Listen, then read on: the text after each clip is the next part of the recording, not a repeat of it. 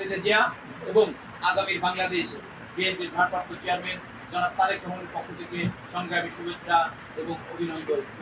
প্রিয় নেতৃবৃন্দ, আমি আজকে এই কর্মী সভায় শ্রদ্ধাভরে স্মরণ করছি স্বাধীনতার মহান ঘোষক বাংলার রাখাল রাজা শহীদ রাষ্ট্রপতি জিয়াউর রহমানকে, যিনি এদেশের আলেম ওলামাদের কথা মাথায় রেখে এদেশের ইসলামী মূল্যবোধে বিশ্বাসী অধিকাংশ মানুষের কথা মাথায় রেখে 1979 সালের 30 সেপ্টেম্বর গঠন করেছিলেন বাংলাদেশ জাতীয়তাবাদী উলামা দল।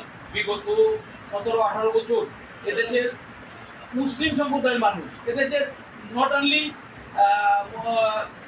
উলামা দল, এদেশের দাড়ি টুপিওয়ালা মানুষ দেখলে কিন্তু ফ্যাসিস্ট, পতিত ফ্যাসিস্টদের বিরাট একটা ভীতি ছিল। আপনারা লক্ষ্য করবেন 2013 সালে শাপলা চত্বরে কি হয়েছিল।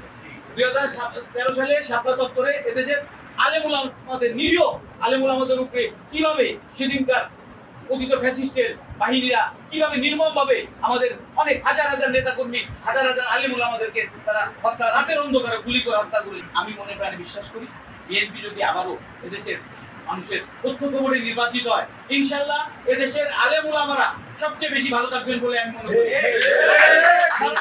পাশাপাশি এদেশের আলেম ওলামারা বেশি ভালো থাকবেন। আপনারা এই আলেম ওলামা মহোদয়গণ, আপনারা আমাদের প্রিয় নেত্রীর জন্য দোয়া করবেন। আমাদের প্রিয় নেত্রী যেন শারীরিকভাবে সুস্থ হয়ে আবার দেশে এসে আপনাদের পাশে দাঁড়াতে পারে, এদেশের আলেম সমাজের খেদমত করতে পারে। এটাই আজকে আমাদের ইনশাআল্লাহ। আগামী কিছুদিনের মধ্যেই এদেশে একটি নির্দলীয় নিরপেক্ষ সরকারের অধীনে একটি সুষ্ঠু নির্বাচন অনুষ্ঠিত হবে।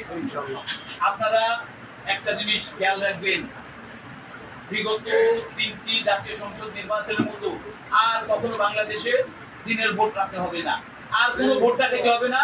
এখন আপনাদের ভোট, আপনাদের নেতা, আপনাদের ভোটের মাধ্যমে আপনারা নির্বাচিত করবেন।